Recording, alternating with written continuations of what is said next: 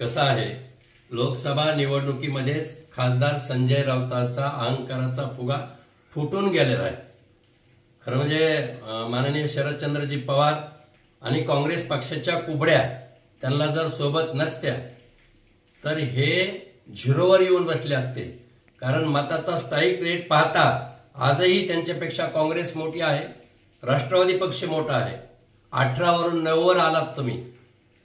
मोठे मोठे आग्रहलेख लिहितात. वास्तविक पाहता सामनाचा आग्रहलेख मातोश्रीचे मालक उद्धवजी ठाकरे यांच्याशिवाय कोणीच वाचत नाही.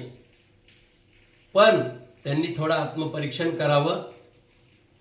एनडीए बहुमताने देशामध्ये सत्ता आलेली. आज पंतप्रधान माननीय नरेंद्रजी मोदी तिसऱ्यांदा शपथ घेतात.